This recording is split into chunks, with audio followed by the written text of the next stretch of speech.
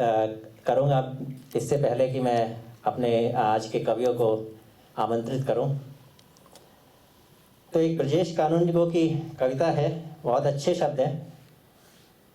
भूकंप के बाद एक और भूकंप आता है हमारे अंदर, विश्वास की चट्टानें बदलती हैं अपना स्थान, खिसकने लगती हैं विचारों की आंतरिक प्लेटें, मन के महासागर में उमड़ती है संवेदनाओं की सुनामी लहरें, तब होता है जन्म कविता का। भाषा, शिल्प और शैली का नहीं होता कोई विवाद, मात्राओं की संख्या और शब्दों के वजन का कोई मापदंड नहीं बनता बाधक, विद्या के अस्तित्व पर नहीं होता कोई प्रश्न चिन्ह, चिंता नहीं होती सृजन के स्वीकार की। अनपढ़ किसान हो या गरीब मछुआरा, या फिर चमकती दुनिया का दैदीप्य सितारा, रचने लगते हैं कविता। कविता ही है जो मलबे पर खिलाती है फूल, बिछुड़ गए बच्चों के चेहरों पर लौटाती है मुस्कान, बिखर जाती है नई बस्ती की हवाओं में सिकते हुए अन्न की खुशबू। अंत के बाद अंकुरण की घोषणा करती पुस्तकों में नहीं, जीवन में बसती हैं कविताएं। तो इसी विचार के साथ अब मैं आमंत्रित करता हूं अपने पहले कवि शरद जी से, इनसे गुजारिश करता हूं कि अपनी कविता सुनाएं, जिसका नाम ही गुजारिश है।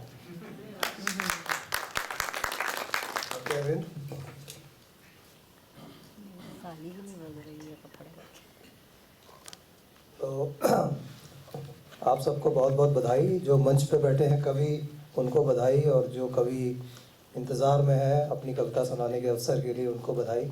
लेकिन सबसे बड़ी बधाई जाती है श्रोताओं को, जो बिना किसी लाभ, बिल्कुल निसंकोच भाव से सिर्फ कविता सुनने के लिए आए हैं। बाकी तो कवि तो है ही हैं काफ़ी सारे यहाँ पर। और अच्छा, हाँ, समोसे हैं, लेकिन वो कविता सुनने के बाद मिलेंगे।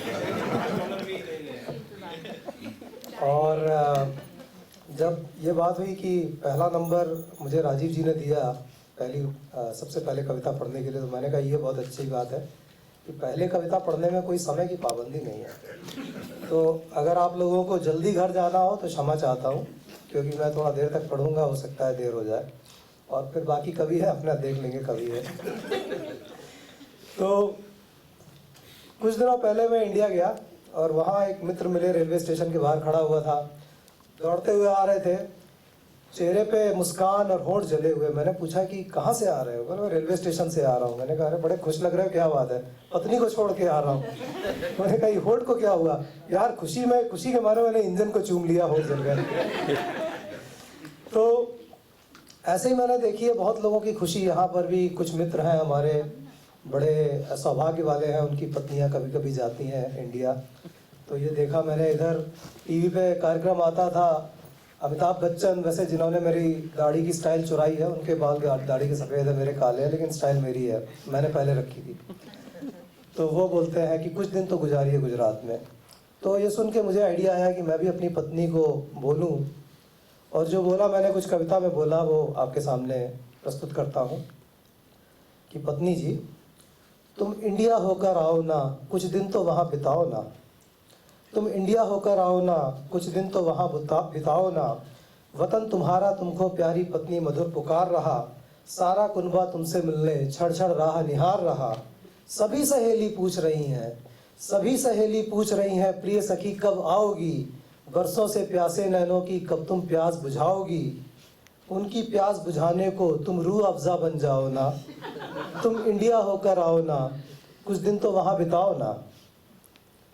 तो मुझे लगा बात बन रही है और थोड़ा सा इंटरेस्ट दिखा, तो मैंने आगे बढ़ाया बात को। गोलगप्पों में मचलता वो मसालेदार पानी, गोलगप्पों में मचलता वो मसालेदार पानी, या फलूदा में सकुचाती शर्माती कुल्फ़ी मस्तानी। सुबह सुबह गर्मा गर्म जलेबियों का जलवा, भाभी के हाथों का सूजी वाला हलवा।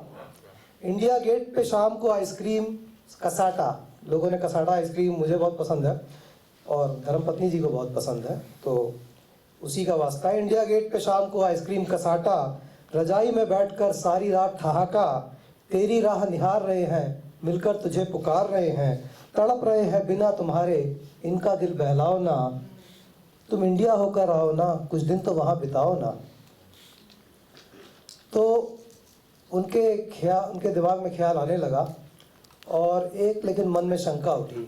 तो पत्नी जी ने पूछा मुझसे, मैं अगर इंडिया चली गई कैसे मैनेज कर पाओगे? मैं अगर इंडिया चली गई कैसे मैनेज कर पाओगे? कैसे बनाओगे खाना? कैसे डिश वॉशर तुम लगाओगे? ऑफिस, टेनिस, हिंदी संगम। अब सारी पत्नियां ये सोचती हैं कि उनके पति पता नहीं बाहर के कौन कौन से कामों में व्यस्त रहते हैं, ऑफिस उसमें से एक है। ऑफिस, टेनिस, हिंदी संगम से भला कहाँ फुर्सत तुमको? मुझको डर है मेरे घर को तुम साफ नहीं रख पाओगे। मम्मी से कुछ दिन मैं मिल लूं, मन तो मेरा भी कहता है। तो मन में लालच आ रहा है, मैंने कहा ये तो अच्छा साइन है। मम्मी से कुछ दिन मैं मिल लूं, मन तो मेरा भी कहता है, पर तुम कुछ गड़बड़ कर दोगे, अंदेशा मन में रहता है।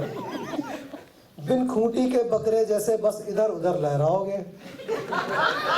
तो कहावत तो वैसे बिन खूंटी के बैल की है, लेकिन मेरी सेहत देख के उनको बैल बोलना उचित नहीं लगा। तो बिन खूंटी के बकरे जैसे बस इधर उधर मंडराओगे, मैं अगर इंडिया चली गई कैसे मैनेज कर पाओगे? अब ये मौका था, भरोसा दिलाना था। मैंने कहा मैनेज कर लूँगा, मैनेज कर लूँगा पत्नी जी, बिल्कुल मत घबराओ तुम, दकियानूसी सोच छोड़कर आगे कदम बढ़ाओ तुम, खुशियाँ तुम्हें बुलाती कितनी। मुझे लगा इंडिया का जितना कुछ मैंने पाठ पढ़ाया था कम हो रहा है, चिंता बढ़ रही है। खुशियाँ तुम्हें बुलाती कितनी, मीठी याद दिलाती कितनी। और फिर मैंने फिर से याद दिलाया, जहाँ बॉलीवुड की पिक्चर है, जहाँ बॉलीवुड की पिक्चर है, भक्ति से भरे जहाँ मंदिर हैं, जहाँ कुर्ते सुंदर सुंदर हैं, जहाँ बॉलीवुड की पिक्चर है, भक्ति से भरे जहाँ मंदिर हैं, जहाँ कुर्ते सुंदर सुंदर है, जहाँ साड़ी एक से बढ़कर है, ईयरिंग, बिंदी, आर्टिफिशियल ज्वेलरी का नया स्टॉक ले आओ तुम। ईयरिंग, बिंदी, आर्टिफिशियल ज्वेलरी का नया स्टॉक ले आओ तुम, पोर्टलैंड की सभी सहेलियों को जी भर के जलाओ तुम। किसी तरह करके मैनेज कुछ दिन तेरे बिन जी लूँगा। वैसे दुख तो होगा लेकिन उसकी खुशी के लिए करना पड़ता है। किसी तरह करके मैनेज कुछ दिन तेरे बिन जी लूँगा, तेरी खुशियों की खातिर मैं मन ही मन आंसू पी लूँगा। देखो नैनों के नीर को तुम, और मेरी आंखें भर आई, देखो नैनों के नीर को तुम, मुस्कान पे मेरी जाओ ना, तुम इंडिया होकर आओ ना, कुछ दिन तो वहाँ बिताओ ना। तो पत्नियां बड़ी समझदार होती हैं, थोड़ी देर तो चलता है लेकिन लकड़ी की हांडी बार बार आग पे चढ़ती नहीं है। तो अब जो जवाब उन्होंने दिया वो एक छंद में दिया। पिछले साल जब कवि सम्मेलन हुआ था तो सियाटल के प्रख्यात कवि श्री अभिनव शुक्ल यहाँ आए थे, उन्होंने अपने छंद सुनाए थे। पत्नी जी को छंद बहुत अच्छे लगे थे तो उन्होंने छंद में ही जवाब दिया इस बार। वो जवाब कुछ इस तरीके का था कि मेरे जाने का सवाल, मेरे जाने का सवाल इतना करे जो ख्याल, भोले सैया तेरा हाल, तेरी सब चाल जानू मैं। मेरे जाने का सवाल करे इतना जो ख्याल, भोले सैया तेरा हाल, तेरी सब चाल जानू मैं। ओढ़ चेहरा गंभीर, मन में खुशी की खीर, तेरे घड़ियाली नीर पिया खूब पहचानू मैं। तेरे सब निकम्मे यार, और कुछ यहाँ बैठे हुए हैं इसमें से, तेरे सब निकम्मे यार आए रोज 4 बार, मैं खाना घर में खुलेगा जानती हूँ जानू मैं। मेरा मंदिर ये पावन, मेरा मंदिर ये पावन, जहाँ गूंजते भजन, मुन्नी शीला के कदम पड़े कभी नहीं मानू मैं।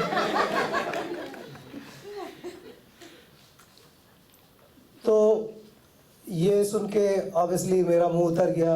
और यहाँ पर मैंने देखा है, ये चीज़ इंडिया में नहीं देखी थी, लेकिन यहाँ पर अगर चोट लगती है तो डॉक्टर हॉट और कोल्ड ट्रीटमेंट देते हैं। तो बोलते हैं पहले ठंडा लगाओ, फिर गर्म लगाओ, फिर गर्म लगाओ, फिर ठंडा लगाओ। तो जब गर्म ट्रीटमेंट मिल गया उसके बाद अब ठंडा ट्रीटमेंट मिला उसके बाद मुझे, मेरी बीमारी ठीक करने के लिए। तो आगे आया कि लेकिन बात तुम्हारी सैया मुझको भी अब भाई है, लेकिन बात तुम्हारी सैया मुझको भी अब भाई है। साड़ी चूड़ियाँ माँ की गुजिया याद मुझे भी आई है। ये सब होगा, ये सब होगा लेकिन कैसे, राज तुम्हें बतलाती हूँ, सांप मरे लाठी टूटे ना, ऐसी जुगत भिड़ाई है। और क्या जुगत है वो आगे सुनिए फिर से छंद में, कि मेरी माँ को बुलवाओ, मेरी माँ को बुलवाओ, भाई भाभी को भी लाओ, हलवा गुजिया सभी अब घर में ही खाना होगा। मेरी माँ को बुलवाओ, भाई भाभी को भी लाओ, हलवा गुजिया सभी अब घर में ही खाना होगा। जो है इंडिया का सामान, सरे में सारी दुकान, सरे में वैंकूवर में सारा सामान मिलता है, इंडिया जाने की ज़रूरत नहीं है। जो है इंडिया का सामान, सरे में सारी दुकान, हर हफ्ते ले जाके मुझे शॉपिंग कराना होगा। साड़ी सूट और कुर्ता, साड़ी सूट और कुर्ता, लहंगा ओढ़नी दुपट्टा, साड़ी.com से ऑनलाइन मंगवाना होगा। आर्टिफिशियल को छोड़ो, मैंने आर्टिफिशियल ज्वेलरी का वास्ता दिया था इंडिया जाके, आर्टिफिशियल को छोड़ो, असली से नाता जोड़ो, एक डायमंड वाला नेकलेस दिलवाना होगा।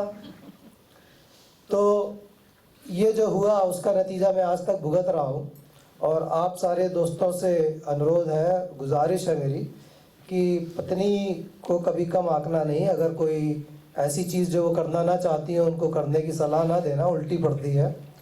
और जो गलतियां मैंने की आप ना दोहराना, इसी गुजारिश के साथ विदा लेता हूँ आपसे। धन्यवाद।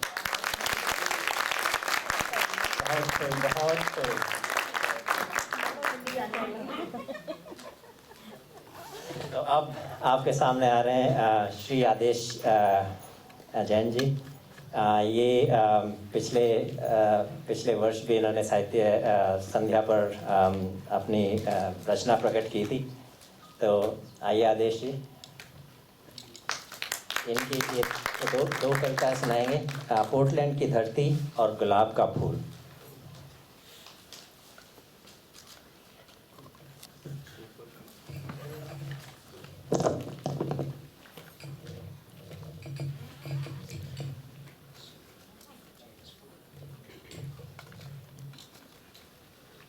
मंच पे बैठे हुए सभी कविगण और आए हुए और भी सभी कविगणों को बहुत अभिनंदन, सभी श्रोतागणों का अभिनंदन। असल में अभी आपने हास्य रस का स्वादन किया, लेकिन मेरी कविता थोड़ी सी हटकर है और शायद मैं आपको इतना ना हंसा पाऊँ, उसके लिए पहले ही क्षमा प्रार्थी हूँ। और यथार्थ के ऊपर मैं जाना चाहूँगा और यथार्थ के बारे में कविता चलाऊँगा, जिसका शीर्षक है वो बता ही चुके हैं कि पोर्टलैंड की धरती। क्योंकि मैं 1 वर्ष से ही लगातार यहाँ रह रहा हूँ और जो कुछ मैंने यहाँ देखा और जो कुछ मुझे पोर्टलैंड लगा उसको मैं अपने अल्फाजों में बयान करना चाहूँगा। आशा है आप पसंद करें।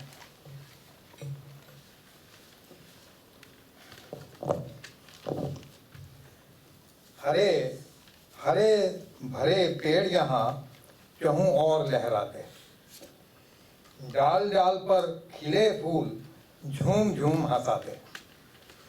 चंदा यहाँ बिखराए चांदनी, रवि बिखराता सोना, कुहुक कुहुक कर उठता है मन का हर एक कोना। ऊंचे ऊंचे पर्वत सबकी बात निराली, इसकी शान बढ़ा रही है उपवनों की हरियाली। बड़ी सुहानी लगती दोस्तों पोर्टलैंड की धरती। रिमझिम यहाँ की वर्षा मन आनंदित करती, महकी महकी हवा यहाँ की जीवन में रस भरती। सुंदर चेहरों पर गिर बारिश अठखेलियाँ करती, जवां दिलों को भीतर से छू नई उमंग भरती। बड़ी सुहानी लगती दोस्तों पोर्टलैंड की धरती। यहाँ मैं गंगा जी का जिक्र करूँगा क्योंकि जटाशंकरी मैंने नाम किया। आपको पता ही है कि गंगा जी शंकर जी की जटा से निकली है, तो उसका जिक्र है। तो मैं हिमगिरी से जटाशंकरी सम की तरह हिमगिरी से जटाशंकरी सम कोलंबिया का पानी। वाटर फ्रंट है इसका सुंदर, जहाँ लगते मेले लासानी। अल्लड़ चले पिया से मिलने ऐसे उछले पानी, इसकी लहरों से गर्वित है ओरिगन की धरती। बड़ी सुहानी लगती दोस्तों पोर्टलैंड की धरती। मन भावन है रोज गार्डन, मन भावन है रोज गार्डन, जहाँ हर मन मुस्काए। डाली डाली पर खिले गुलाब, चप्पे चप्पे को महकाएं। स्वर्ग से सुंदर छटा यहाँ की, देख देव जिसे शर्माएं। शीतल समीर बह बहकर नव रक्त संचारित करती, बड़ी सुहानी लगती दोस्तों पोर्टलैंड की धरती। माउंट हुडसा ऊंचा पर्वत, माउंट हुडसा ऊंचा पर्वत, मल्टी नोमा फाल यहाँ। कल कल करते झरने, बिखराते मुस्कान यहाँ। दूर वादियों में दूधिया बादल, झुककर करते प्यार यहाँ। जगमग जगमग सबकी आंखें, सबके चेहरे महताब यहाँ। पग पग पर उगी मखमली घास, बड़ी सुहानी लगती, बड़ी सुहानी लगती दोस्तों पोर्टलैंड की तरफ। तो ये जो आखिरी पैराग्राफ है, ये अपनी हिंदी संगम को है। हंसता गाता जीवन इसका, धूम मचाते मौसम। हंसता गाता जीवन इसका, धूम मचाते मौसम। 7 सुरों में रंग भर रहे, कला केंद्र वो हिंदी संगम। 7 सुरों में रंग भर रहे, कला केंद्र वो हिंदी संगम। गुनगुन गुनगुन रुंझुन रुंझुन की स्वर लहरी, हर जीवन को महका मन का संताप भरती, बड़ी सुहानी लगती दोस्तों को।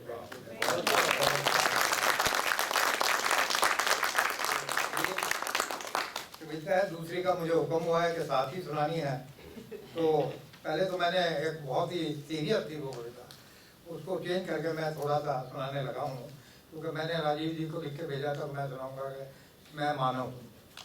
उसकी जगह अब यहाँ का जो मैंने हास्य रस का माहौल देखा, तो मैं उसको बदल दिया थोड़ा सा, और वो भी प्रकृति पर ही आधारित है मेरी कविता। गुलाब का फूल। आप शायद मेरी वीडियो देखी हुई है प्राची, ये देख और भी सभी लोगों ने देखा होगा कि मेरी सपना जी जो मेरी डॉटर इन लॉ है, उनको फूलों का बहुत शौक है, और हमारे आंगन में बहुत गुलाब के फूल आजकल तो बाहर आई हुई है, और मैं उन्हें जब भी कभी, क्योंकि मेरे पास ऊपर का कमरा है, उससे झांकता हूँ शीशों से, तो वो गुलाब के फूल मुझे सामने।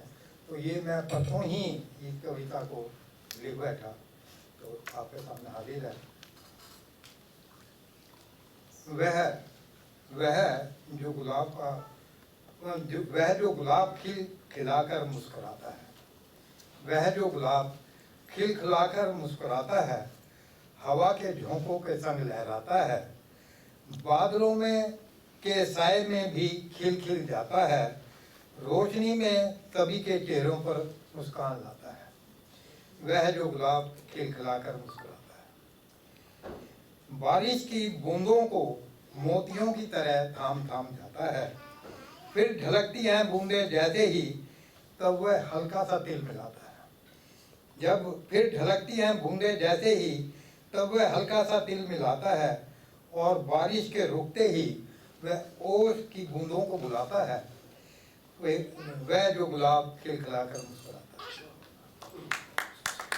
सुबह के नशे में चूर गुलाब, सुबह के नशे में चूर गुलाब हर किसी के हृदय को भाता है, लेकिन यूं ही मौसम बदलता है, हंसता खेलता गुलाब भी हार जाता है। जिस पवन ने अंक में लेकर किया था प्यार उससे, उसका एक झोंका ही उसे सुला जाता है, उसका एक झोंका उसे सुला जाता है। पर गिरते गिरते भी गुलाब यह कह जाता है, भाई मौसम तो आता जाता है, भाई मौसम तो आता जाता है, और आदेश का यह जज्बा एहसास यह कविता लिख जाता है।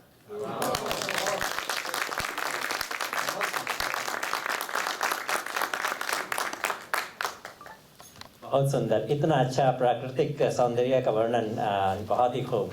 और शायद पोर्टलैंड के ऊपर तो पहले हिंदी कवि होंगे जिन्होंने ये कविता लिखी होगी। आप बहुत बहुत शुक्रिया आपको ये कविता लिखने के लिए और सुनाने के लिए हम लोगों को। बहुत खूब, अच्छा बिल्कुल बहुत खूब, बहुत ही अच्छे। तो इसी के साथ अब बुलाते हैं अब हर्ष अरोड़ा जी को। इनका कविता का शीर्षक है सैनिक की आत्मकथा। तो